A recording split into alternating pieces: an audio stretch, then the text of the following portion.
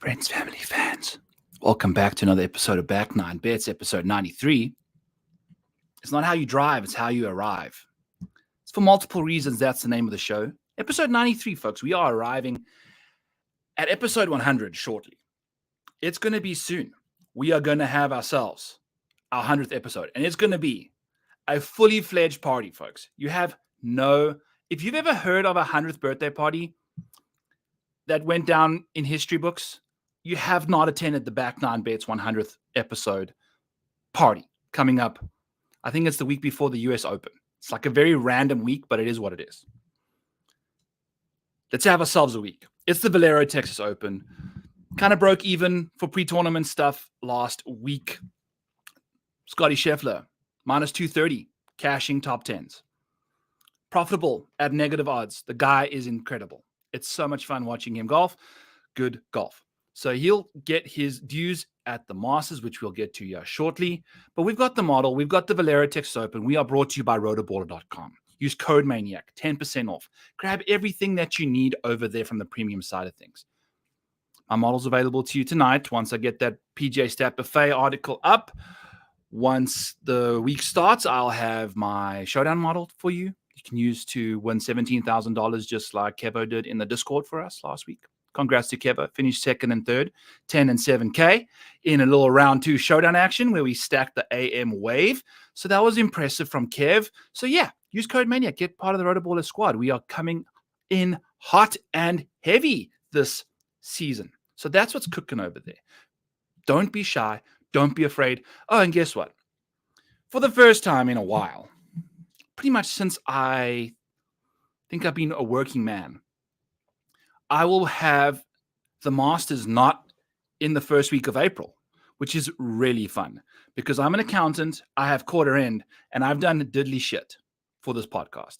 Literally showing up 5 minutes late for my own show. It is what it is. The model's ready to rock and roll. I have 2 outright bets, and that's about it.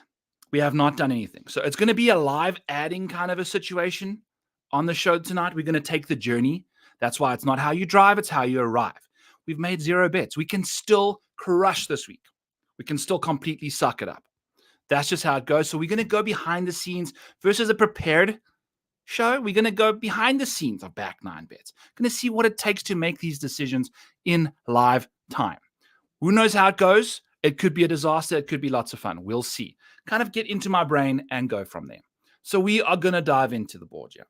We have ourselves the model. And now, while we're going into this, we want to make sure driving, it's not really that important this week. If you take a look at the key stats from this golf course, it's not how you drive, it's how you arrive. Iron play, around the green, putting, all of that jazz. Got to make sure it's good to go. Also, Darbo, it's always a good sign when Party Marty is around. I don't know if they're teenage girls. I would call them college girls, but who the hell knows? We are struggling with the subjectivity of the matter. We need a identification of those females in the thumbnail to be sure that Party Marty is indeed not breaking the law. But he's going to be breaking the law this week. So we'll get to Party Marty. I don't even know where he's ranked in the model, but we'll find him because we're speaking about him. We spoke about him on the Rotoballer PGA show last night with me and Spencer at 9:30 on the Rotoballer Fantasy Sports YouTube channel. We're also going to be speaking about some bets we want to place. I have something I wanted to say that I can't remember what. Oh, we are looking. The reason I have the tee times here is because green for this week seems good. I'm going to pull up Windy.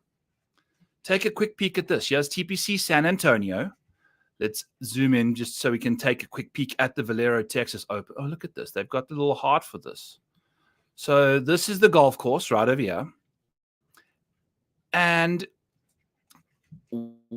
I've messed it up. So now we're going to have to go back. I just need the wind. And I need it in a nice... I've completely jacked up the whole thing. Hold on, folks. We're going to get this figured out. But either way, there's a weather edge. I'm just trying to show you there's a weather edge. There is a weather edge. Just believe me. 18 to 19, still teenagers? Yes. Okay, fine.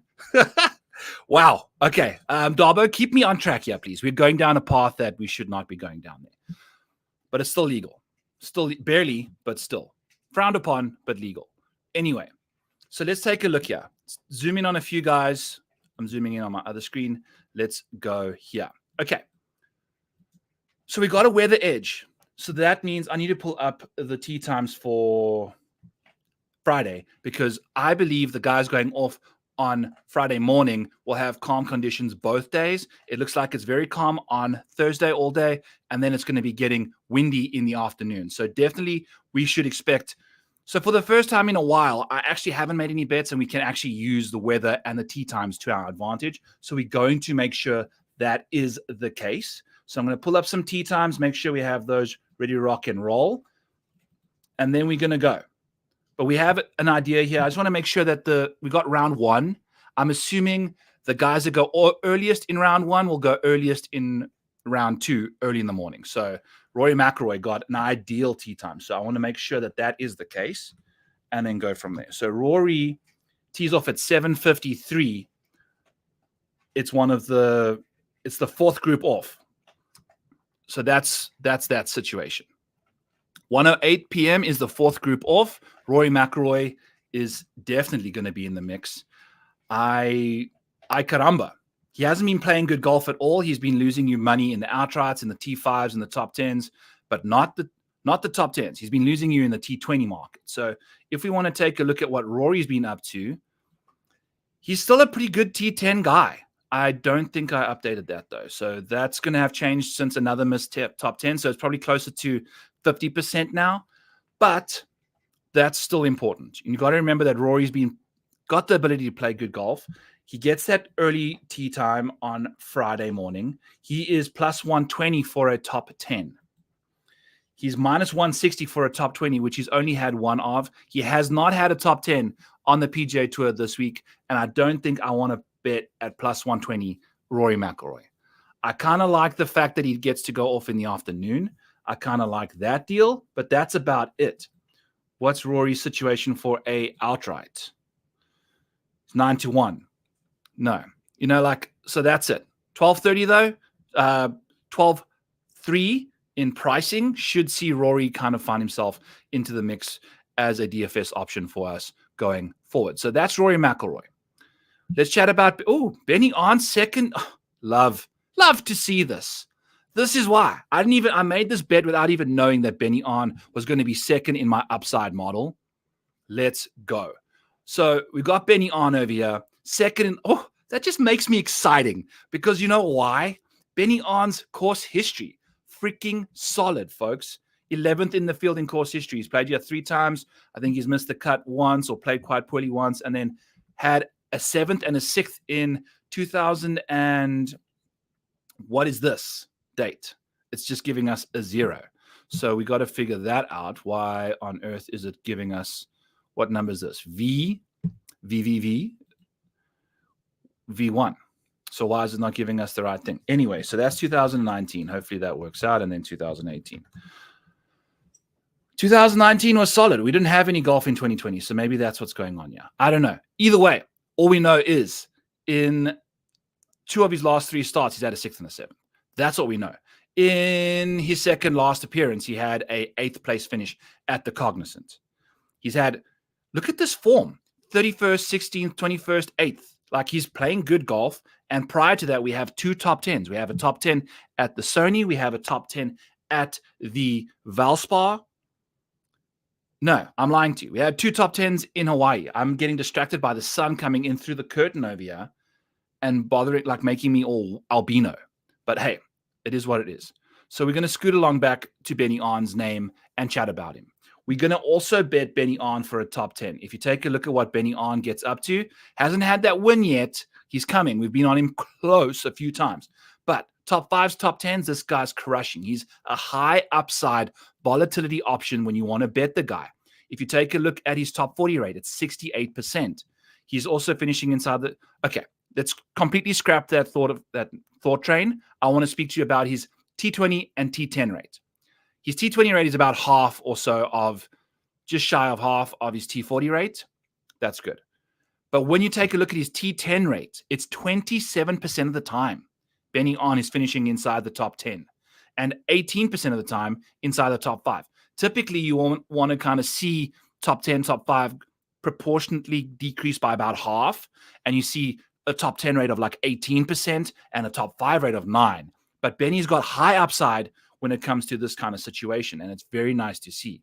If we filter on top 5 ability in this field, Benny Arn's not going to be that far behind the likes of Russell Henley, Jordan Spieth, Aubert, Brian Harman, Tommy Fleetwood. All big names. Benny Arn's right in the mix there. He's like finishing inside the top 5 in 1 in every 5 starts. So he's flirting with victory more often than you'd think. And these top 5s are all from Rory in 2023. He has not had a top 5. He has not had a top 10, in fact, this year. So situations are scenically bad for Rory McIlroy. So Benny Arn, we are in the mix for him. 35-1. I think there's a 45-1 out there for Benny Arn over at Bet365 if you get the enhanced offerings. Benny Arn also for a top 5 is plus 650 and a top 10 is plus 350. So if we do the top 10 thing at plus 350, what does that give us for a edge? A 14% edge, boom chakalaka, and that's for a top 20 though. So let's do a top 10. It's still a 5% edge for a top 5. If we do that, we said plus 650. We are getting a 5% edge as well. So we're getting a 5% edge in both markets, which is good to see. We like Benny Arn for a top 10 to win a unit, and we like Benny Arn for a top 5 to win a unit. We're going to stack those bets. Go in on Benny Arn. We love the course history. We love what he's been up to at this venue. Let's party Benny Arnie. So yes, plus 650, plus 350 for top 5s, top 10s for Benny Arn, as well as the outright at 35-1. You can grab that at 45 elsewhere. So that's Benny Arn's situation. Let's get him back into his rightful spot of second in the upside model and go to our guy called Ludwig Aubert, who is third in the model, going to a golf course that I kind of fancy him at. He's a short positional track, but he goes off in the morning. Benny Arn goes off in the afternoon in round 1. So he's in that good green tee time. So I love to see that the top 6 guys in the model, 5 of them are all in that optimal wave per the weather. I have no idea what's going on with the weather. I bet 4 guys to shoot under their scores in round 1 of the Houston Open. All 4 shot over that number. In round 2, I decided, okay, it's going to be windier. Let's see what these guys do. Let's make sure that we bet the guys over their totals. All 3 of the guys I bet finished under their totals. Played better in the wind than they did in round 1. So variance can be a bitch when it comes to betting, especially when you're betting 1 round.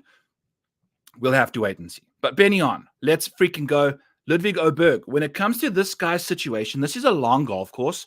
He struggles. Me and Spencer spoke about this on the PGA DFS show, PGA, Rotoballer PGA show, where Ludwig's par 5 scoring is a bit of a problem. He's not the best par 5 scorer in the world, and I think it's got to do with the fact that his short game can be splotchy. We're looking at really important around the green here, and he's 59th in strokes gained around the green. We've got 100 and what, like the worst one is got 152 guys in the field with strokes gained data, and he's 59. So he's about halfway, which is not ideal considering we really, really need a lot of strokes gained around the greens. If you take a look at what you might call it over here, let's find the key stats. This is the back side of the model here. So the key stats, we usually do this in the research show, which has been lacking lately. But hey, we'll be doing that for the Masters on Friday, I believe. Let's look here. Around the greens, very, very important for this golf course. If you take a look historically, it's very important. 4% more than normal, almost getting up there with the approach play and putting. But you can see the worst situation is distance. I mean, in 2022, it is negatively correlated. The more distance you had, the worse you would play. That's obviously a misconstrued situation there, but it just goes to show distance off the tee, not paramount whatsoever. It's one of the biggest decreases from tour average that I've seen. Aubert could aggressively go for it on par 5s and shorts.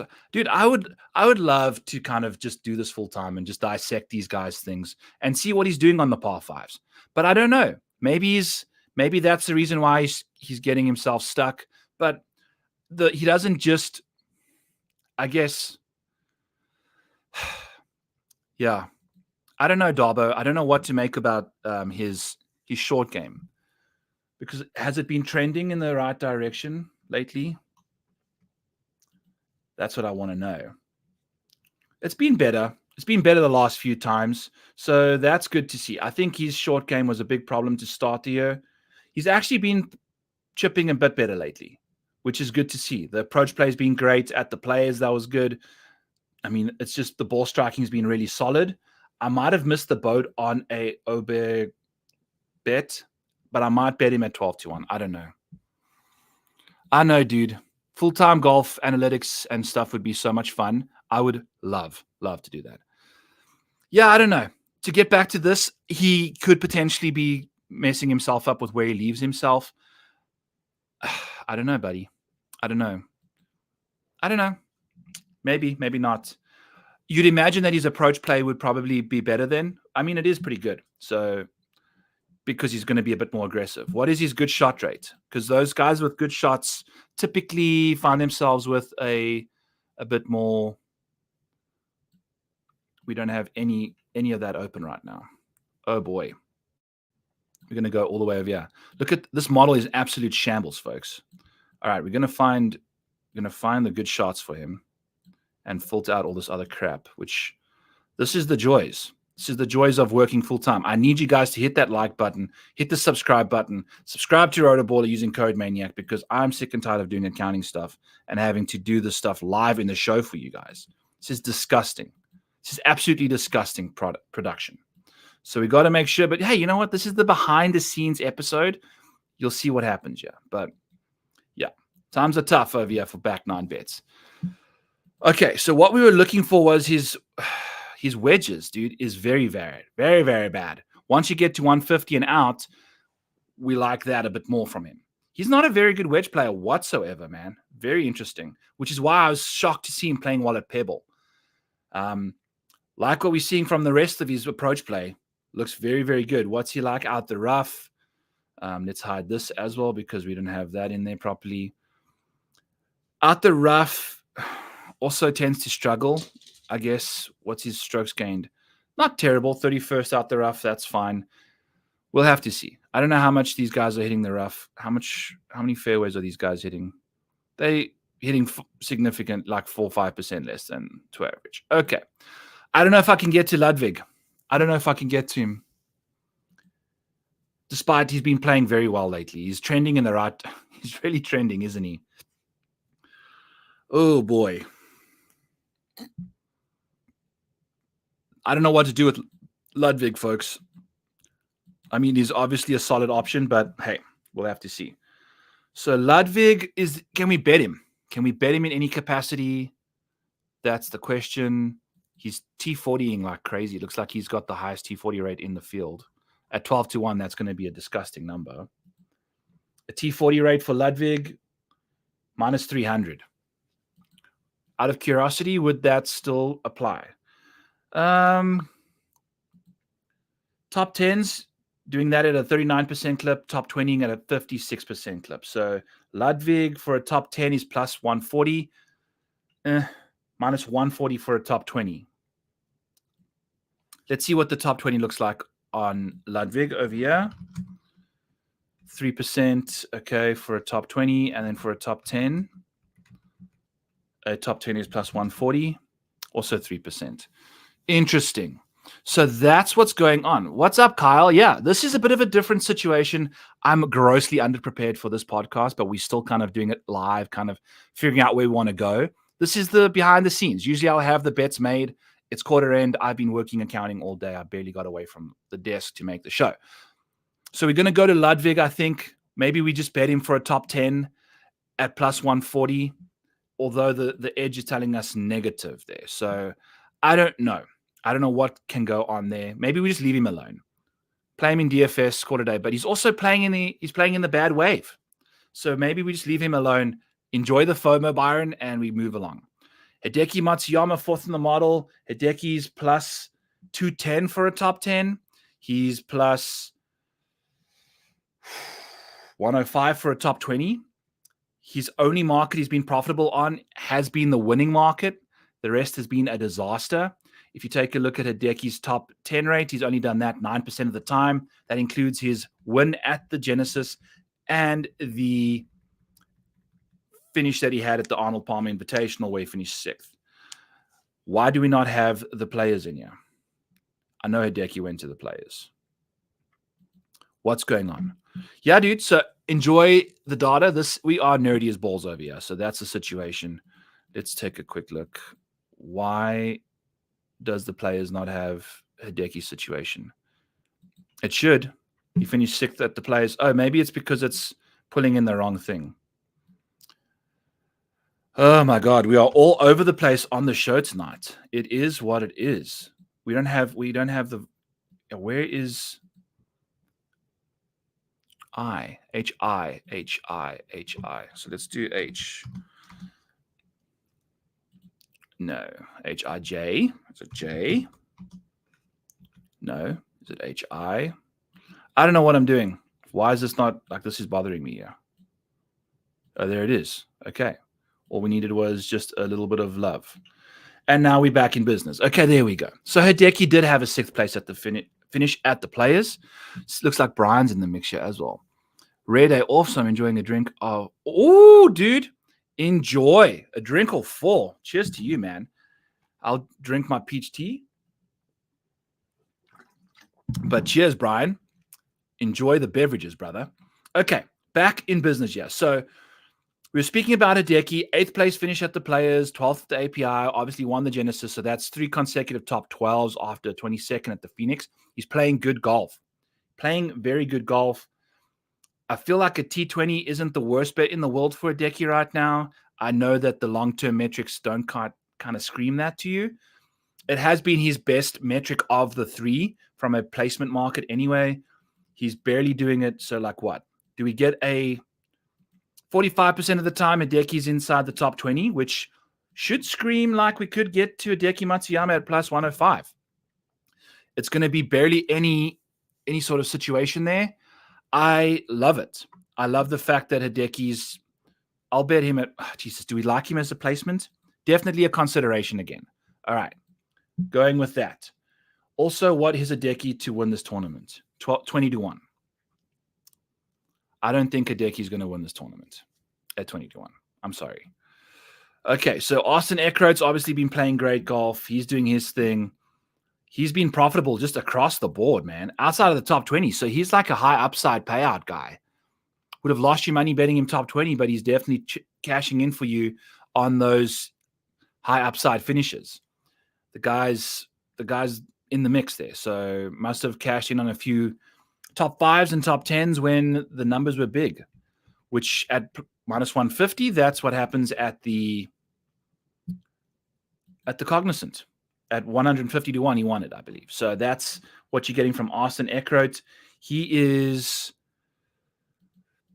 like, why is he so high up in the model for upside? It's because he's been playing well. He's won the Cognizant, obviously. But he's completely out of place right here. He's been playing well. What about his game is translating well here? The fact that, oh, look at this good shot rate from... He's so good with the good shots from 150 to 200. That's exactly what we're going to like over here. I think that's the situation. And his long iron play is so good. So good. So that's what Austin Eckroat's getting in the mix here for.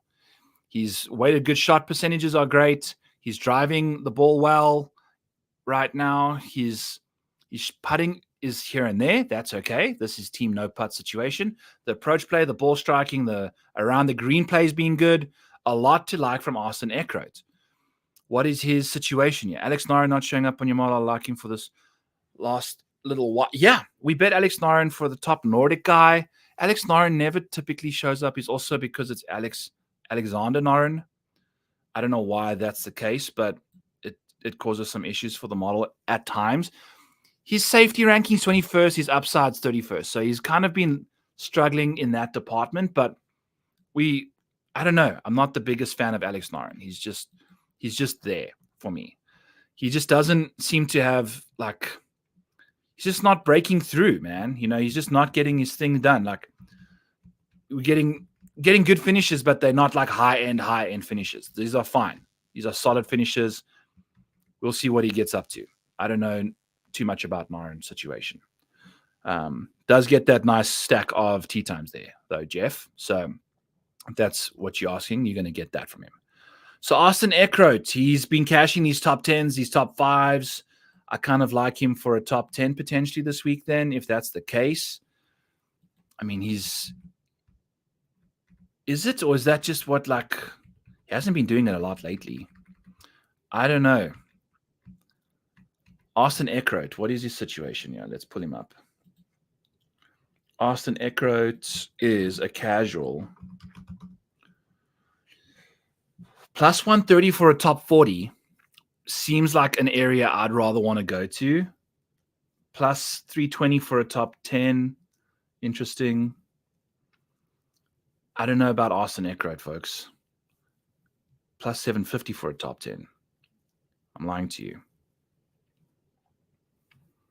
He is...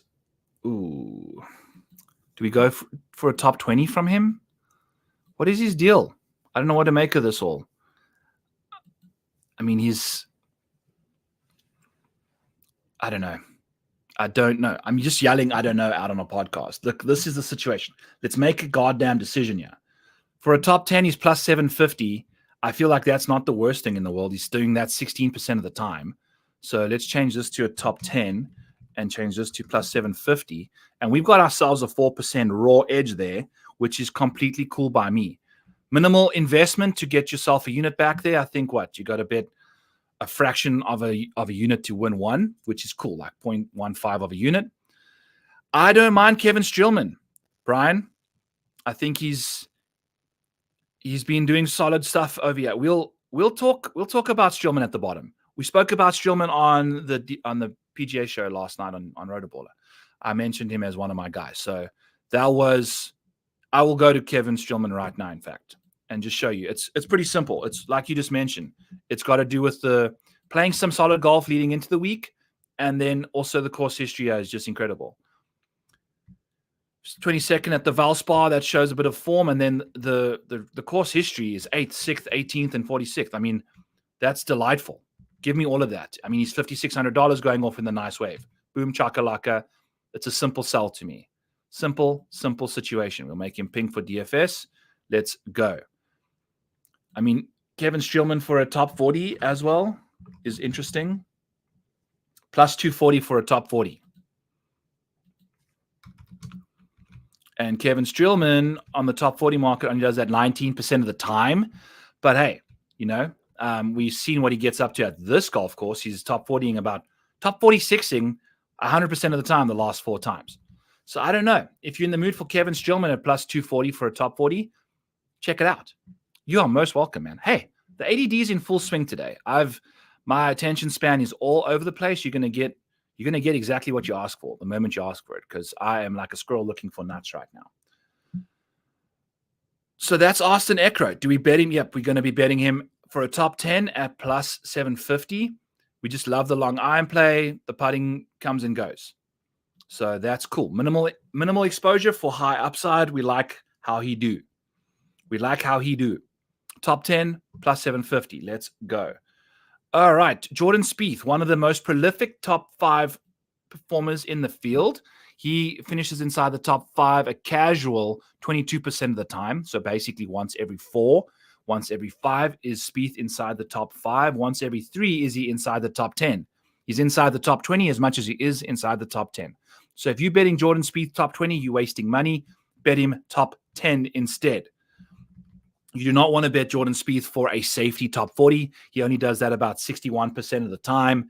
If you take a look at his odds to finish inside the top 40, Jordan Spieth's going to be presenting you with odds of minus 200 to finish inside the top 40, which if you take a look at minus 200, that's going to imply way worse.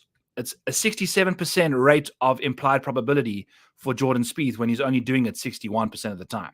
So that's a no bueno situation there. I understand he is playing in Texas. We love that about him. And maybe we're going to go to him because of that. So he's plus 450 for a top 5. I feel like that's also minimal exposure to kind of get a a situation where he's doing that 22% of the time. That's a 15% edge, if you ask me. That's 18% implied probability, and we got Spieth doing that. Oh, that's for the top 10s. Jesus Christ. That's for top 20s. He's plus 450 for a top 5. God damn. That is insane. I don't know. Do we do top 5 or top 10? Because Jordan Spieth's top 230 for a top 10. Let's see what that does. Does that give us a better situation? No. I like the top 5 situation. If he's in the mix, he's in the mix. If he isn't, he isn't. We're going to go to Jordan Spieth for a top 5 at plus 450. Let's go. This is where we're going. Not going to be betting Jordan Spieth to win a golf tournament. I love the top 5 shout. That's the way to go. Now, Max Homa is someone that I might be interested in playing this week. In fact, you know what? The simple situation with Max Homa is a top 20 at plus 130. Yes, sir. Let's go. Look at this. Max Homa's won you $201 in this field. Is probably behind Russell Henley and Carson Young, Adam Scott, Harris English, Brian Harman. Max should be up. Yeah, he's like in the mix. He's the 14th best top 20 bet in the field behind Henley, who's also never, every time we've bet Russell Henley, he's missed the top 20 side of things. Every time we've bet Russell Henley, he missed the top 20. We've bet him like twice. Anyway, Tangent City. We're going to go to Max Homa at plus 130 for a top 20. He's done it at a rate that's rather profitable. Top 20ing Max Homa at 55% of the time. Love that. The top 5 upside has been pretty poor. In fact, he's doing the top 10 rate at a 35% clip right now. So he's kind of finding himself in the groove again. We saw a Genesis top 16, an 8th at the API, a 64th at the Players. So just not quite getting it together, but still making cuts quite safely. I think a top 20 bet at plus 130 for Max Homa is the way to go. I don't know if I see him inside the top 10 this week, but we see ourselves with a big edge over there at plus 130. So Max Homa, plus 130, top 20, boom, chakalaka, put him in your packet. Let's go. All right, put that in your pipe and smoke it. Boom. Brian Harman, I'm going to bet him to win this tournament. I just need to find the place to bet him at because odds check is down. And now I don't know which the best book is. So rest assured, we will be betting Brian Harman for a win. The fact that he missed the cut at the Players, it is what it is. Those were 2 rounds of golf or the Valspar. He missed the cut at the Valspar despite, just whatever. Entering the week with some of the best irons he's ever had. So give me that. That's what we're looking for. Enhanced win for Brian Harman is 37 to 1. If I get a profit boost of 30%, ooh, baby, we can get ourselves a casual. Let's go. Brian Harman, 37 to 1. I love it. Okay. So that's where we're going. Why do we like Brian Harman? It's because he's just been balling out. Just absolutely been balling out. Okay. We've got ourselves a 37 to 1 Brian Harman ticket now. So there we have it. Third bet of the show. He's 8th in the model for upside. The iron play has been great. Who's this? Brian Harman has won you so much, man. Look at this guy. Top 5s, top 10s, top 20s. This guy's been a factory of returning investments here. We've got a casual second, a 12th, the last few starts, missed the cut at the Valspar, like we mentioned. He's been playing good golf. The iron play has been great. The weighted strokes gained on approach, not necessarily the greatest thing in the world there, but it's the best metric of them 5 when it comes to proximity, green regulation rates, good shots, poor shots. He just gets the job done somehow. So we like that. Should be typically a good wedge play, but he's solid across the board. The longer irons struggles with a little bit, but he's very, very good out the rough, which is kind of surprising. I guess with the wedge, not so good out the rough with the short iron, with a long iron, but he's not necessarily in the rough that much. So that's the situation with Brian Harman, 37 to 1. I mean, the guy he's been trending super, super hard. 12th and a second. We're going to let that miscut at the Valspar really get in the way there. I would not be shocked if he bounces back this week and kind of finds himself in the mix again. So that's a fair number. 37-1 is a very, very fair number for someone that's been just dominating this market across the board. Which market are we going to go to Brian Harman in? We want to bet Brian Harman a lot. I feel like this might be the bounce back week for him after he had a pretty poor start there at the Valspar. So we're getting plus 100 for a top 30 for Brian Harman. These are some really interesting numbers. Like a top 30 for Brian Harman. Let's do top 20 though to start off with. A top 20 is plus 160. I'm assuming there's a value there. Yes, 7% value. What are we doing? We're finishing inside the top 20 45% of the time, and we're getting a plus 160 top 20. That's nice to see. The top 10 should be even better. Top 10 is plus 350. It's basically double. I think we might be doing this. 10% edge. So that's the way to go. What's up, Miles? On the Twitter house, there wouldn't have been on Jaeger outright. I don't know. You had the Jaeger? Nice, dude. Hell yes. I was all over him last week, man. Bet him at the top 40. That's all I had. And I had him for DFS. But congrats, man. Glad you were on him. I'm assuming you were following in the footsteps there of Spence. But love to see that, dude. Yeah. Let's see, man. Let's see what he can get up to this week. He's not even playing, obviously. Duh.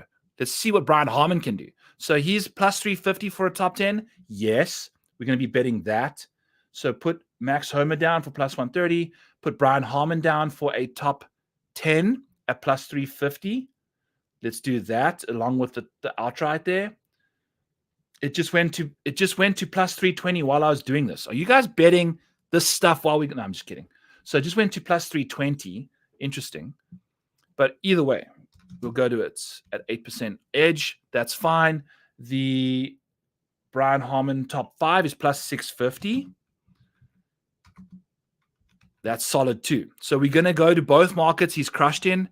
Even the top 20 market's not the worst. Jesus, do we just do a full-on ladder with Brian Harman this week? At plus 160, that just screams like we got to go there and just see what he gets up to. So we're going to bet to win a unit. We're going to bet to win a unit. Brian Harman, top 20, top 10, top 5, starting at plus 160. Or let's just do a top 10. I really want to do the top 20 as well, but that's going to be a lot. I feel like I like this course for him a lot. I feel like I like his accuracy off the tee quite a lot. I like the fact that the distance isn't that big of a inhibiting factor for him. Yeah, I think we're just going to rock and roll with just everything. We're just going to stack them up. Let's go. Brian Harman, top 20. Brian Harman, top 10. Brian Harman, top 5. Brian Harman to win this tournament. Let's party. There's value out there on this guy.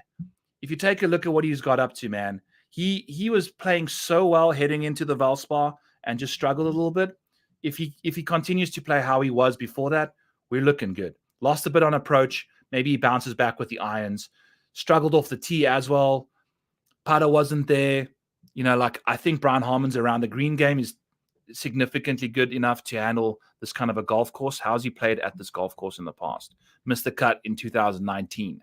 It is what it is. He's theoretically a very good fit. We've seen like Matt Kuchar play well around you. We've seen the likes of JJ Spahn play well around you. Brian Harman kind of fits those molds. So definitely can't argue with that. If you take a look at like past winners of this tournament, I feel like Brian Harman's going to fit into a lot of these guys. The Valero. Corey Connors. Brian Harman, the way he's hitting his irons before the Valspar is a Corey Connors with just a million times better iron play. I mean, putting and short game. We got Jordan Spieth, not necessarily the same thing. Andrew Landry, Kevin Chappell, Charlie Hoffman. Those are kind of Brian Harman-y players. These aren't bombers. These are all just assassins, short game specialists to a degree when it comes to the likes of Spieth and Chappell. I'm sure Harman did some fun stuff, chipping and putting when he did his thing. So Brian Harman, the full Monty, the full stack of top 20s, top 10s, top 5s winning. Let's go. Love those numbers. Love all of those numbers. Brian Harman, let's party. To win a unit, each bet, outside of the outright. The outrights obviously win a lot more. So that's Brian Harman for you. So let's add him to our situation. So we've added Brian Harman at 37 to 1. So we've still got a few more. So if we want to bet at 20 to 1, we'd still be at 9x return. This green box over here tells me exactly what my rate of return is. I'm trying to win about a casual, $500 total after you take away the investments and the payouts, etc. So that's how I kind of figure out where I'm going. And just to see where we're doing that, we're going to figure it all out. So that's the situation there. Adam Scott, one of the best top 10 rate guys in this field as well. Been playing a bit poorly since kind of making it back to the tour. So we'll have to kind of just wait and see on him there. Let's see what his numbers are for a top 10, because he likes to finish inside the top 10 quite a lot.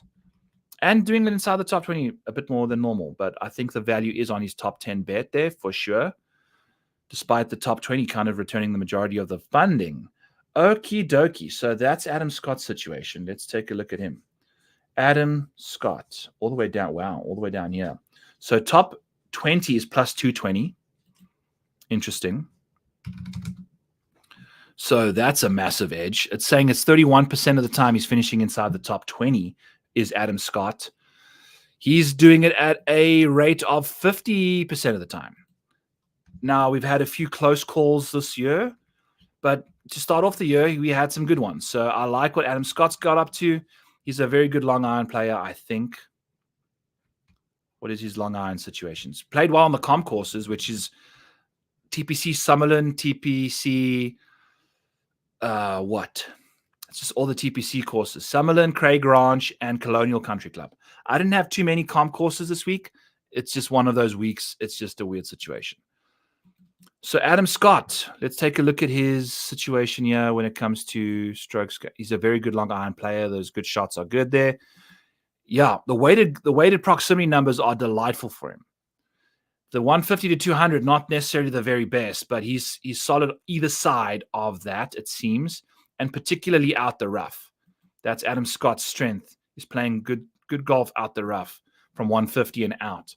So despite sucking from the fairway, he's very good from the rough. Interesting situation there. He needs to figure his iron play from the middle of the fairway out. So plus 220 for a top 20. Let's take a look at a top 10 for Adam Scott, which would be a rate of 33%. He's typically done that at. And a top 10 for Adam Scott would be plus 475. It's a 16% edge. That's a lot. But there's a 19% edge on the top 20 bet. So we actually like that more. Yeah. Okay, we're going with Adam Scott, top 20, plus 220. Let's do this. This is typically, we're going to be betting a lot of these guys at the top of the model because that's what we do. The model likes them, so we're going to bet them. That's just how it goes. We'll stop betting guys less and less as we go further down the board and see how it goes. But Adam Scott, plus 220 for a top 20. It says he should be doing it at a 31% clip. Over the last 12 months, he's done it at a 50% rate. So we like that a lot, in fact. So love the course fit from the strokes gained out the rough, all that jazz. He's a pretty good putter when he needs to putt well. We'll see what he can get up to. Harris English has been interesting, folks. He is very interesting. People have him to win this tournament. Harris English, though, despite having played as good as he has, doesn't have the upside that you would imagine.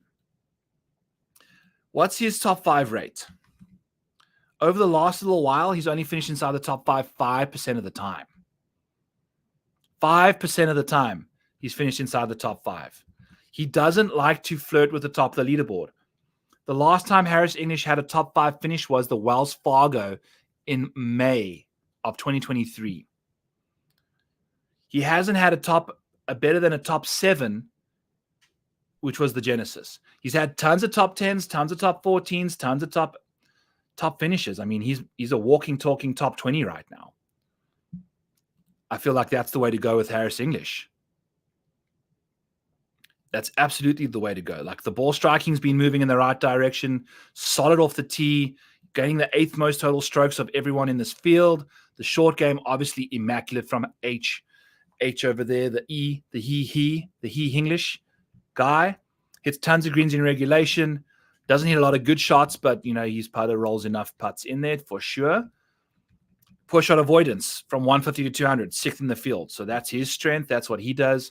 Doesn't hit a lot of good ones. Obviously, there's usually a good correlation between if you avoid a lot of poor shots, you are also avoiding a lot of good shots. If you're making a lot of good shots, you're taking on a lot of risk to hit it close. So you're going to lose shots a lot more too.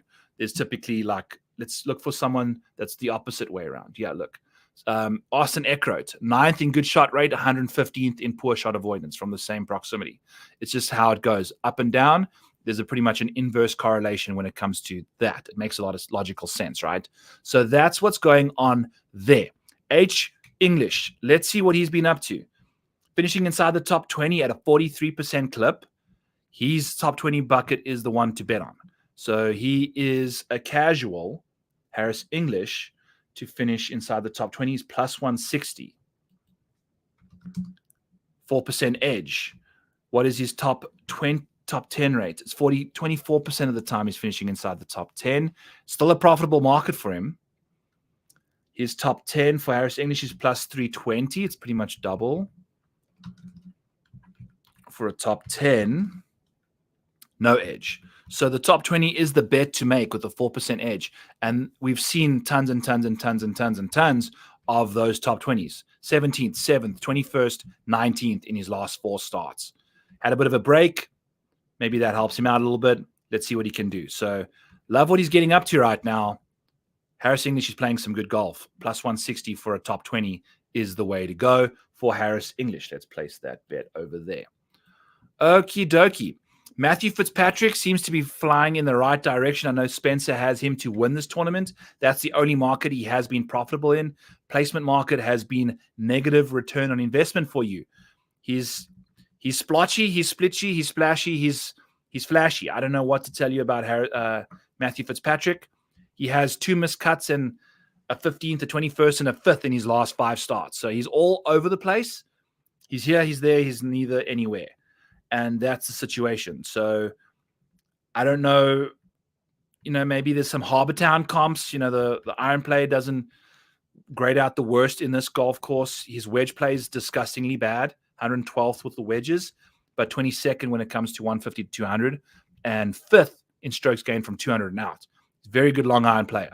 So this golf course definitely fits his buckets because we'll see a lot of golf shots from that 150 and out range. How many do you ask? Well, let's click away all the way. Oh my God, I hate when this kind of stuff happens.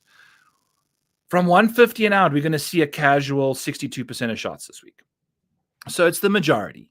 Now, there's a severe lack of shots from 200 to 250, but a lot of them from 250 and out. So he's pretty good with those 3 woods. I think he'll be playing good golf.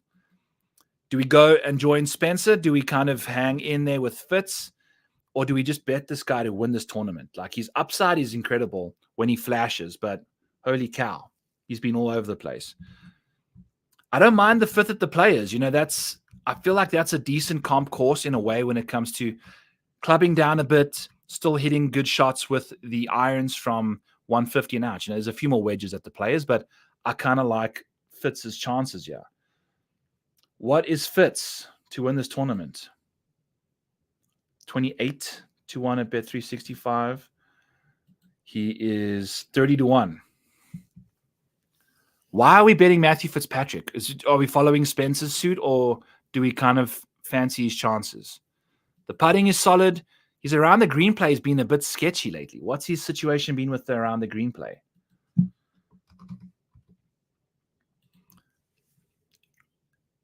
Lost at the Players, lost at the API, gained at the Cognizant. He's been pretty poor to start the year, actually, around the greens. But we know that that's not how he goes. Iron play's been all over the place. Driver's been all over the place. I don't know.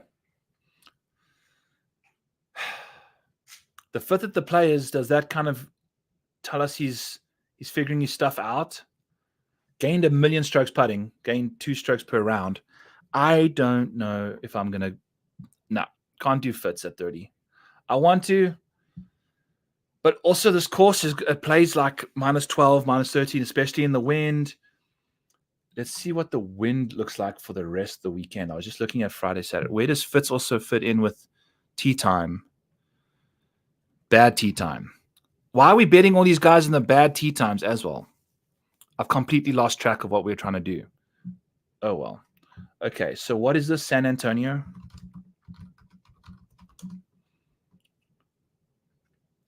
There's a place in Spain called San Antonio.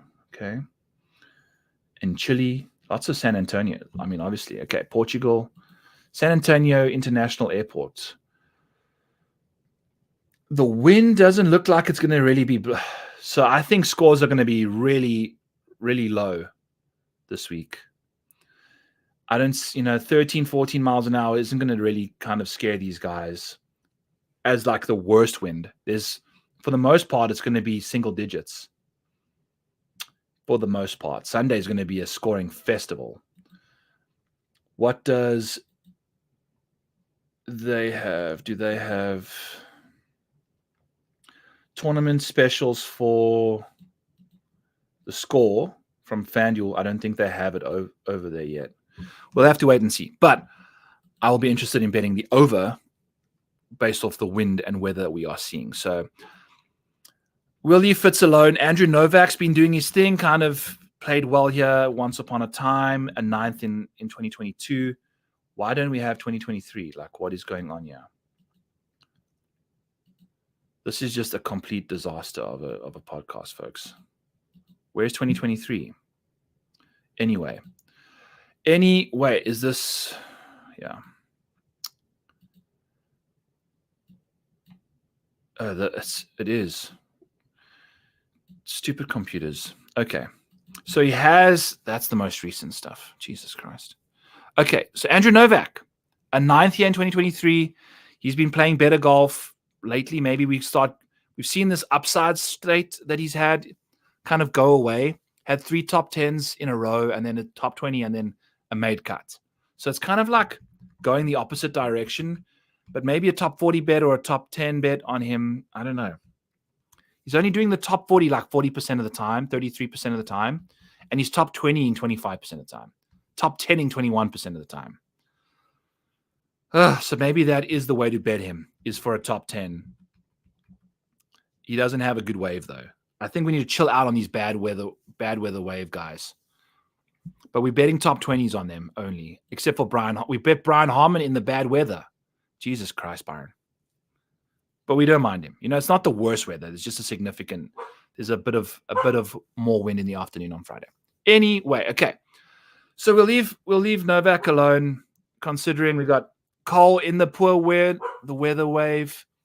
Davis Thompson refuses to finish inside the top 10 ever.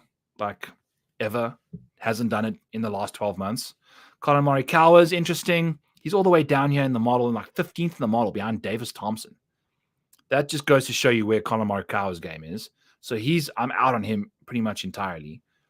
The only market he's won money in is the win market. Everywhere else, it's been a disaster.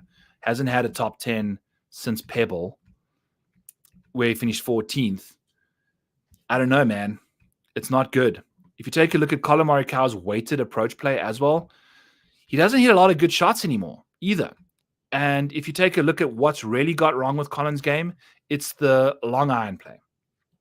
From 200 and out, he's 35th in the field in strokes gained. This is Colin Morikawa. He's 7th in the field in strokes gained from 150 to 200, and he's 9th in the field from 100 to 150. But Colin Morikawa being 7th as his best metric from a specific bucket on approach is not good. Like, that's not Colin Morikawa's game. He's a very good iron player, and it's gone the opposite direction.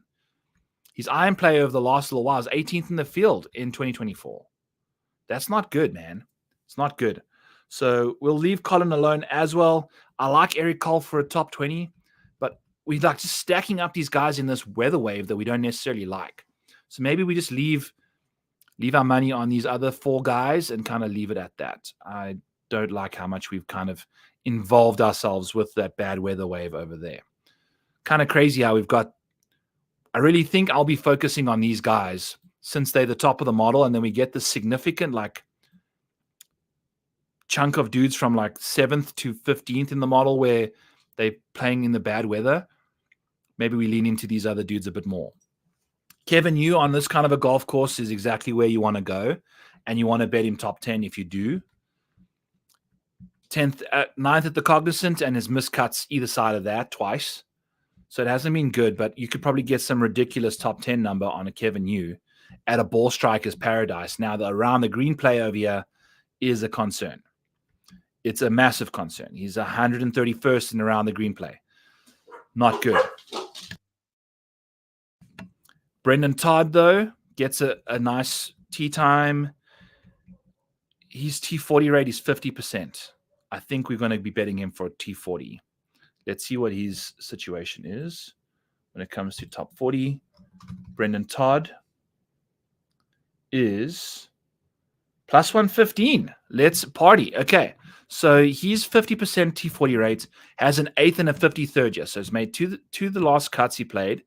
And in his last few starts, 2 missed cuts, but 4 top 40s.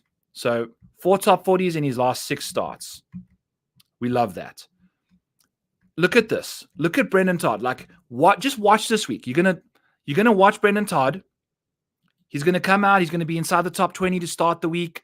Oh, why didn't we bet Brendan Todd top 10, top 5 to win this tournament? Well, Saturday he's gonna go from finishing 12th after making the cut, falling back to call it 22nd, and then on Sunday he's gonna kind of just float back to his usual nonsense of finishing in the 30s. This is what he does. So Brendan Todd is going to be on the card at plus 115 for a top 40 and going from there. Mrs. Maniacs got home, and it is what it is. The dogs are going crazy. So we'll be betting Brendan Todd for a top 40. That's our first top 40 of the day. Let's see what we can do. I'm kind of disappointed we went in on Brian Harmon, but he's got that bad tee time. I don't know. Maybe it doesn't affect him as much, but we'll see. So Brendan Todd, top 40, let's go. Kevin Yu, top 10. Let's take a quick look at his top 10 number. Maybe we just sprinkle a little bit on him because he's just one of these guys. 9-1 for a top 10 on Kevin Yu. 8% edge. It's his most profitable market. It's his only market he's profited in. He just does it somehow. I don't know why. He's finishing inside the top 10, 9% less than he's finishing inside the top 40. So that's the Kevin Yu factor. He's plus 900 for a top 10. You only have to lay about an 11th of a unit to win your unit back. It's been the market he's been doing it in. Has he played here before? No, he hasn't. I like him on these shorter courses, though. I really do. You know, these are all big boy tracks. He's here and there. He's everywhere. But I don't know. He just seems to get on these streaks. But I don't know if I like the fact that he's got this poor around the green play. Maybe we'll bet him and play him at $6,100 for DraftKings, though. Tom Kim, all the way down here in 17th, 18th spot in the model, right in the same spot as. But by the way, look at like the change in DFS rank versus upside for Kevin Yu. Obvious value there from that standpoint. The same goes for the likes of Davis Thompson, I guess, Novak, you know, some names there. Austin Eckroat in particular, to name a few. So Tom Kim, what are we doing with Tom Kim? We need to find some outrights, but I don't really have anyone that I kind of like right now, which is, I don't like anyone in the outright market. Don't like Fitz. Get him out of there. I don't think I can trust Russell Henley. I don't think I can trust. Does Bo Hostler win his first golf tournament? We're all over the place. All right, back to your paid programming of this Tom Kim endeavor. What is Tom Kim at? Tom Kim, is this the Valero? He's 60-1 at the Valero. Tom Kim at 60-1. Tom Kim at 60-1. Never played here before. His best finish since the Pebble Beach Pro-Am is 17th at the Phoenix Open. He's not playing good golf right now.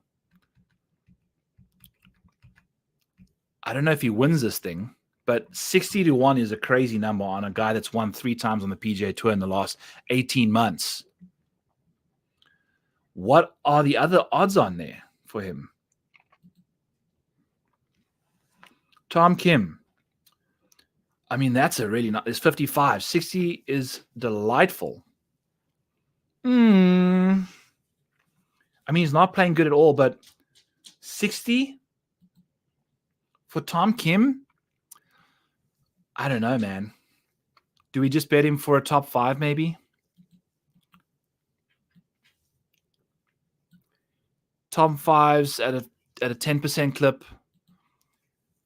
I think top 10ing maybe, but neither market has been good for him. Oh boy, I'm tempted at these numbers. We haven't had a top 10 in forever though. But he can just show up out of nowhere and win a tournament. Oh boy. 60-1 for Tom Kim is crazy. It is absolutely crazy.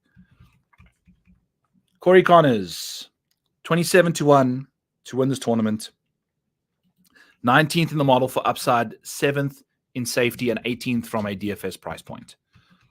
Corey Connors has not had a top 10 yet this year.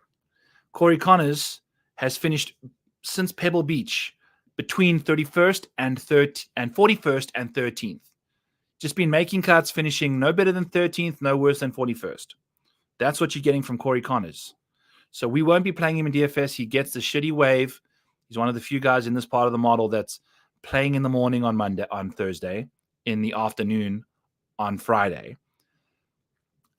I don't know if I trust Corey Connors to win this golf tournament again, but he's been playing fantastic golf at this venue, won it twice, and has not finished worse than 35th in those starts. But the other 3 starts weren't better than 14th. So he's played well. I think a top 20 and call it a day here is probably the way to go. That's been his market he's been most profitable in, $241 for Corey Connors. Let's see, 20th, top 20, all the way down in 19th in the model. It's not going to like that, but we do like the safety of 7th. Corey Connors for a top 20. We are just all over the place with these top 20 bets. We've got quite a few of them, but hey, plus 130, the same situation as Max in the bad wave. We'll see. I don't mind it, though. I mean, that just kind of protects you against the field and hope for the best there. Minus 175 for a top 40. I think that's like the exact play you bet Corey Connors in. What is minus 175? The man who never sleeps. That is me. Top 40 rates for Corey Connors, 68% of the time. His top 20 rate is 45. So the way to bet Connors is top 20 for sure.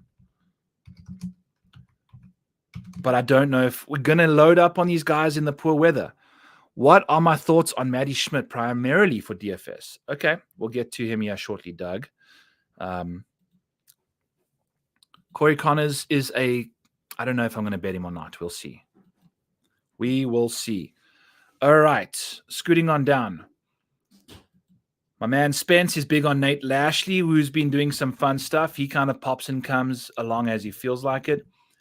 Shows up inside the top 20, top 10 every now and then. Spence had a plus. Oh, boy. I think a top 20 on Nate Lashley is probably not the worst thing in the world. I think Spencer was mentioning he's bet him, I think, in those capacities. Nate Lashley finishes inside the top 20, 16% of the time, inside the top 40, 40% of the time. Okay. We've had multiple missed cuts at this golf course from him. Got 3 missed cuts in the top 20. And then this year we've got 3 missed cuts and 2 top 21s. I think the way to go is... Ooh, I like who's our replacement for Bryce Huff? Dude, I've been so ingrained in the PGA. Who did we grab? Did we grab the guy from the Eagles, Hassan Riddick? Is that who? I heard someone at my Easter saying something about that. Okay, top 20 for Nate Lashley. Top 20 for Nate Lashley, plus 400. I don't mind that. I don't mind that at all, in fact. Let's see what that tells us from a mathematical standpoint. Negative edge. Okay, let's leave him alone. We'll be playing him in DFS, though, for sure. Do we get some value on his top 40 number? But he's too volatile. That's exactly what Spencer and I were talking about from a Nate Lashley. Top 40 bets is also zero value. So we'll just leave him alone. It's not quite kicking him out. So we'll see what happens there. Okie dokie. Some other options. Tommy Fleetwood typically is a very profitable golfer. He's only played like 3 or 4 times this year. Ridiculous situation, actually. Like, look at what Tommy Fleetwood's been up to. Like, since Pebble, we only got 4 rounds of golf. Like, the guy's not been playing any golf, and we don't have anything better than a 10th. So Tommy needs to get his shit figured out. He's a DFS play, if anything. I don't know if... I mean, he's... The safety's there for Tommy. I can't bet him. Plus 160 for another top 20. You know, here we go with the top 20s again. But Tommy needs to get it figured out, man. I don't know if I'm comfortable betting him for a top 10 when he hasn't done it since the Genesis. Like, it's just been like, ugh. Now he's very good around the green. That's Tommy Fleetwood's situation. 10th in the field around the green. The putting has been better. The ball striking been pretty poor. Hit a bunch of balls in the water at the API. Wasn't playing terrible. What is Tommy Fleetwood for a top 10? Plus 320. A top 10 for the Fleetwood. Wow. It's telling us we're getting a 17% edge because it's only happening 1 in every 4 times when Tommy Fleetwood has, over the last little while, been doing it 40% of the time. For a top 10, plus 320. Interesting. I don't mind Fleetwood for a top 10 at plus 320. Actually, you know, it's not a terrible number. He does it quite regularly. This is the first time he's playing here, though. I feel like his accuracy off the tee definitely suits this golf course. He's not the most incredibly gifted with distance, but he stays in the fairway. He stays in the fairway for sure. He's just solid. I don't know, though. Very good out the rough from 150 and out. That's good to see. Okay, let's do it. Let's pull the trigger on Tommy Fleetwood at plus 320 for a top 10. Tommy Fleetwood. A little bit of a research stream effect here. Again, for those of you tuning in later, we are doing the Masters research stream. I'll do that in potentially 2 parts. Maybe I'll do it Thursday, Friday night, or I'll do just one big session on Friday night and then go from there.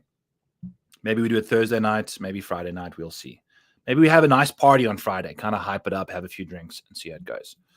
Okay. So Tommy Fleetwood, top 10, plus 320. Let's go. Moving on. We're all over the place. I've mentioned that many, many times. Our guy, who was it? Jeff, liked Alex Noren showing up here. You know, I don't know. Alex Noren T20 rate, though, maybe that's the place to go to him because he's been profitable in that market for old Noren. Plus 1. I mean, we're just seeing so many guys we like for a top 20, don't we, this week? But it still doesn't quite fancy him there, even though the market's caught up to him. He's only finishing inside the top 20 at a 28% clip. He is moving in the right direction. You know, the majority of those top 20s have come recently, so I understand that. It's kind of moving in that range. So I don't mind him at all. But yeah, that's what you're getting from old Noren. Doug Gim, our perennial top 20 guy. Look at this. One of the most distinct profiles you'll find on the PGA Tour. Missed the top 20 last week. Still somehow made the cut, but wouldn't have cashed any of your other bets. If you've just been betting Doug Gim top 40s, when he played poorly, he missed the cut and finished 67th. When he's been playing well, it's been top 20s. 1 top 10. So maybe Doug Gim, we go back to him. I kind of like him at this kind of a golf course. The model likes him for a top players at 33rd. The safety, his baseline stuff is 23rd in the model. What is Doug Gim's top 20 rate? Doug Gim. I feel like he's our perennial top 20 bet that we make here. Plus 300 for a top 20. Okay, Dougie. So top 20 rate of plus 300 means that happens 25% of the time per the odds. We know that Doug Gim finishes inside the top 20 38% of the time. So that's a 13% edge. Pretty significant if you ask me. He's missed the cut here the last 2 times and finished 44th. But I feel like we're seeing a completely different Doug Gim entering this week. Not necessarily going to be leaning on the wedges. He's a much better long mid-iron player. 22nd in the field in strokes gained from 150 to 200, when he's 112th from 100 to 150 in strokes gained. Interesting there. His strokes gained from 200 and out is 36th in the field. That's not terrible either. Struggles a bit out the rough, but he's a very accurate driver of the golf ball, so we'll see that from him, and avoids the poor shots. We like that at a golf course that you're going to see the scores getting to about minus 12, minus 15. Poor shot avoidance isn't the worst thing in the world. Very accurate. Love Doug Gim this week. We'll be betting him for that top 20 at plus 300 again. Got quite a few guys we're going to be betting so far. Potentially need to stop betting them. Do we have any other guys we like for top 40s? And then we can start getting out of here that we haven't bet. Eric Cole, top 40. Do we bet? That makes... But he's got that poor weather wave. But I still like him for a top 40. Despite the poor weather. I might be inclined to actually bet him for a top 40 because of the poor weather. His top 40 number is minus 105. Eric Cole, that is a 24% edge. That's nice. Glad we kind of filtered on the top 40s there. At minus 105, it's telling us Eric Cole should be finishing inside the top 40 at a 51% rate. We know, based off of our numbers over the last 12 months, Eric Cole finishes inside the top 40 at a 75% rate. So that's a huge, huge difference. When he's missed the cut, obviously he's missed the cut there, but when he has made the cut, we've got pretty much a top 40 in every one of his 5 starts, barring the Phoenix Open where he finished 49th. So at minus 105, I love that. He finished 39th here in 2023. Boom, chakalaka. Give me Eric Cole. Let's see what he can do when it comes to a top 40 at minus 105. We're kind of doing the volume bet thing, but hey, that's how we do it over here on Back Nine Bets. That's just the way we've done it. It's always worked for us, and that's how we're rolling. We've got a Brendan Todd top 40 as well.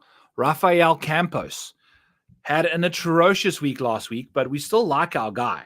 He's missed the last 2 cuts he's played in, unfortunately, but we like his upside. So I'll be playing him at $5,200 for sure. The ball striking, despite playing some bad golf last 2 starts, he's 30th in the field in ball striking. So he's solid. It's only been 11 rounds of golf, but 30th in the field. Like, he's very good off the tee. Not too, he's quite crap with the irons, but very good driver of the golf ball. I don't know if that's going to translate well to this venue or not. We'll wait and see, but I'll definitely just be playing him at $5,200 despite, the poor weather wave situation there. Again, we bet Doug Gim for a top 20 in the poor wave. We refuse to stick to our game plan we started off with. But that is what it is. Okay. What other top 40 guys do we like? So we like Russell Henley has stopped doing the Sex Panther thing. He's 60% of the time he finishes top 20 every time. But since we've been betting Russell Henley with the Sex Panther approach, we bet him at the Players, missed the cut. Bet him at the Cognizant, finished 41st. It's just brutal stuff from him right now. And it's got to do with the fact that he's completely switched his ball striking to his short game. The year is 2024, and Russell Henley is the 58th best ball striker in the Valero Texas Open, but he's the 9th best short game specialist, as the 14th best putter and the 20th best around the greens, gaining the 17th most total strokes. Russell Henley, folks, just become a short game guru, completely neglecting the long game. So that's the fun thing with Russell Henley there. I don't know what his deal is, but we'll wait and see. All right. I think that's going to be it from me. I think Aaron Badley is interesting from a top 40 perspective. He finishes inside the top 40 53% of the time. He's done it all three of his starts around this golf course. And we've got finishes of top 40 caliber play when he has played well. When he doesn't, he doesn't. So maybe we go to Aaron Badley for our final top 40. He really grades out well from a top 40 perspective. Like 53rd in this field is not terrible at all. Like he's got that range. I think he was leading the freaking Valspar and somehow still finished 17th. Like he just doesn't quite get in the mix. But hey, and also completely unrelated. It's not often you get to finish 82nd in a PGA tournament. Like make the cut, but finish 82nd. So Aaron Badley plus 180 for a top. Oh, that's going to be value in abundance over here. Gets the solid wave. I like that. Plus 180 for a top 40, 17% value for Aaron Badley. Does it 53% of the time. Plus 180 implies it happens only 36% of the time. That's a raw edge of 17%. Hello, Aaron Badley. Welcome to the top 40 card. The guy's been doing it quite repeatedly. That's his range. We'll be playing him in DFS at $5,900 as well, just because whatever. But he's like a cash game save. I don't know. His upside is significantly lacking. He doesn't have a top 5 on the PGA Tour, and he's barely ever inside the top 10. So, in fact, I won't be betting him. I won't be playing him in DFS because he's got no upside. He's a top 40 bet, and that's as good as he is. Top 40 rate, 53% of the time. Top 20 rate, 11. That's a quarter. It's almost a fifth. Usually you're looking for guys to halve that number. Halve that number. That's the way to go. More like an Alex Noren, 52-28. Brendan Todd, 50-23. Rafael Campos, 50-25. Like that's the thing. 53-11 is not good at all. So Aaron Badley, top 40 though. Absolutely. Full send there. Doug asking about Grayson Sigg. Grayson Sigg should show up on a top 40 situation. Yes, he does. He finishes top 40 about 40% of the time. Hardly ever inside the top 10, but hey, we all can't be winners on the PGA Tour. Grayson Sigg over the last little while has done some stuff. You asked about Maddie Schmidt, and I totally forgot it because you asked about our defensive end as well. Grayson Sigg, no. Just no. There's not a lot to go off of here. The price is $6,200. He gets the poor, essentially the bad weather wave. We don't have any upside. 59th, 41st, 45th, 40. Like there's not even a top 40 option here, unfortunately. Maybe you play him in some showdown. Does he have a particular round he thrives in showdown? If you want to get yourself some Grayson Sigg on a Saturday, my friend. So, Doug, how you want to play Grayson Sigg is potentially on Saturday or once he makes the weekend. That's how he does his thing. So, definitely on a Saturday, though. 15th in the field in strokes gained on round 3 for Grayson Sigg. Quite impressive considering his bottom half of the field for round 1 and round 2. So, when he makes the weekend, he's playing good golf. Okie dokie. Any other names we want to mention and get out of here shortly? Top 40 bets we were kind of eyeing out. We kind of had our eye on Bo Hostler for a top 40 in Texas. He finishes top 40 62% of the time. Okay. He has made the cut at this golf course all 5 instances.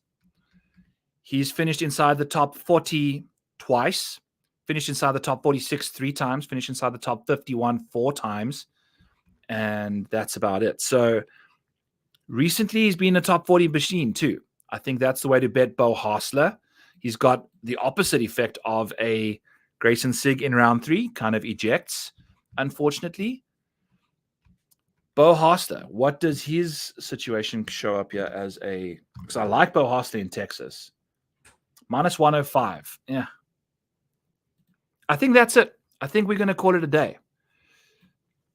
I think we're going to call it a day. 10, I mean, maybe we bet Bo Hostler. He's playing good golf for the most part. What is his situation? Gained the 24th most total strokes. It's all been mostly around the green and putting. The ball striking's kind of reverted back to where we've seen from Bo. The weighted strokes gained, not very good. It's not very good at all from 150 to 200, or with the long irons. Ew. So I don't know. Doug, you always play Ryan Palmer in Texas, my man. Ryan Palmer in Texas is exactly how it goes. I might just pull together a few like Texas golf courses and just see how Ryan Palmer does, because it's ridiculous. Let's look here. Ryan Palmer. Pull up a few. Oh, Ryan Moore is an absolute concern. He's an absolute... I think the guys on Pat Mayo was he looking at Ryan Moore because he's been playing some good golf. As you can see, the upside is about 20 spots ahead. And it's some good track record, yeah. 3rd and a 7th back before 2020 struck. And then the last few rounds of golf, he's had a 45th, a 31st, and a 5th. So maybe, but Ryan Moore, poor starting tee time. But if you kind of still fancy him, go to him. Ryan Palmer in Texas, and I don't think his course history is the best here, but 17th, 48th in 2 of his last 3 starts here. 74th in Houston, 54th at the Valspar. He's $5,800. I don't think you can go wrong with Ryan Palmer. And just to bring that up, let's kind of do a quick little Palmer.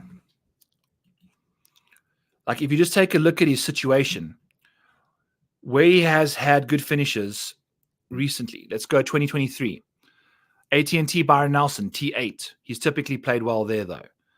That's like his only good start, some random stuff in other areas of the world. Then you look at some other recent finishes in 2022. T5 at the Byron Nelson. Played at the Charles Schwab, finished 40th, made the cut there. Not a golf course you should thrive at. Valero Texas Open, 48th, made the cut there again. So he just does his thing in these random Houston tournaments. I think he played a lot better back in the day. 17th at the Valero, played nicely then. So we'll see what he can do. I don't know. It's interesting. Ryan Palmer in Texas, though, you got to play him, regardless of what happens. Like it's just how it goes. So Ryan Palmer for sure. $5,800. Sign us up. Let's cook. All right. So that's that from me. I'll be jumping on the PGA Draft Car show in 30 minutes. But till then, we'll catch you guys some other time. Masters research stream. So we don't even have a full outright card. What am I doing? We don't even speak about one of our guys. Back to the well. Let's go. We got to speak about this dude. All right. Martin Laird. Not Ben Martin. Martin Laird. If you take a look at what Martin Laird's been up to, solid safety. He's been grinding out profit for top 5s, top 10s. And he's also been doing this thing similar to Russell Henley. Short game. Martin Laird is 7th in the field in short game. Over the last 19 rounds in 2024, he's 9th in the field in strokes gained around the green. That's not Martin Laird's MO. If you take a look at Martin Laird's average around the green play from 2023, that's 67th in the field. So he jumps significantly when it comes to this recent around the green play. He's a solid, good shot iron player from 150 to 200, so he'll be knocking him close from that range. He's also gained the 31st most total strokes out of the rough from 150 and out. He gets a good morning tee time. We are starting to roll with enthusiasm. I can't believe it's taken me this long to speak about Martin Laird. Early tee time on Friday. That's good to see. We love that from the Laird man. He's been profitable in the top 5 and top 10 markets, barely, but still profitable. And despite only earning a few dollars back, his rate of return is actually quite high because you have to invest so little for Martin Laird to take care of that. Now, Martin Laird at this golf course has had finishes of 11th, 36th, 30th, 29th, and then missed the cut last year. So that's 4 consecutive top 40s in that space before missing the cut. So that's good to see. And then this year, we've had a 9th, a 54th, and a 31st. So we're liking what Martin Laird is getting up to. He's made all 4 of those cuts. What has he been up to before that? Because we bet Martin Laird at 170 to 1 to win this tournament. He won the Shriners, which, by the way, is one of our comp courses. And now we're getting Martin Laird with a short game that can fire the hell up. So he's been playing good. Started off pretty poorly until the Farmers. He missed 3 consecutive cuts, in early in the year. But since then, he's found something with the short game. He's gained putting and chipping in 4 consecutive starts since the Waste Management Phoenix Open. He's been neutral when it comes to approach play, pretty much that route. And then the accuracy is through the roof. So he should find himself gaining strokes off the tee here, keeping himself basically just out of danger. So I love, love, love this from Martin Laird. We're going to take a quick peek at 170 to 1. We're going to be betting him for sure. We've bet him already.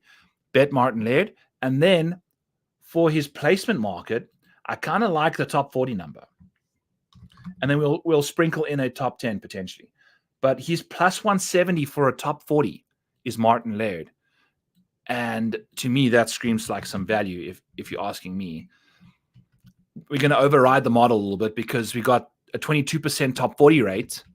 But we know that Martin Laird has finished inside the top 40 in 80% of his starts here since 2018. And in fact, do we have even numbers before that? If we go check out the Valero Texas Open before that, it seems like a spot he would play well at. Valero. Oh, yeah. Oh, so he's yeah, look at this. Okay, so this is Martin Laird's Valero Texas Open situation. Prior to the 2018 11th place, he finished 18th and then won it in 2013 with a 9th 2 years before that. So let's see what he can do. Now, the distance has fallen off drastically from Laird since then. Pretty much since 2019, he's got old and can't hit far anymore, but his accuracy is still way up there. And in fact, he's actually been driving the ball better recently, outside of the year that he won in 2013. So let's see what he can do, man. The short game is looking like it's going to, and this is what I was chatting about with Spencer, with Martin Laird, is the fact that Martin Laird is now moved his game from being like a ball striking guy to a dude that's got short game upside. It's difficult for guys to just gain 10 strokes on approach out of nowhere. But if you got some short game upside, you can chip and putt yourself to like 15 strokes quite quickly. You can hold a few bombs, chip in here and there, and it's volatile, but that's the way you want to bet these guys, and it gives him more upside, in my opinion. When his ball striking isn't necessarily there, it's going to make him less consistent, but the upside is 1,000% there. So that's interesting with Martin Laird. Very fascinating situation to see how his game has moved in that direction. Very interesting. So yeah, that's what we're doing at plus 170 for top 40 for Martin Laird. And then that's it. That's going to be our final bet. And he's our outright. So I don't know. Maybe do we just bet him for a top 5 or a top 10? He's 11 to 1 for a top 10. Let's just do that. I don't like how much I have to lay down there for Martin Laird. 11 to 1 for a top 10. It's a 0% edge. So boom, that covers out our outright, and we're going to add Martin Laird to the mix. So just to summarize, let's do this. before we get out of here. To summarize, we are going to be playing Tommy Fleetwood for a top 10 at plus 320. Adam Scott for a top 20 at plus 220. We're going to be betting Benny On for a top 10 at plus 350, as well as outright at 35 to 1. Jordan Spieth for a top 5, plus 450. Max Homa, Harris English, and Brian Harman, all top 20s at plus 130, plus 160. Doug Gim, top 20, plus 300. And then Aaron Badley is going to be our first of two top 40s at plus 180, with Brendan Todd at plus 115.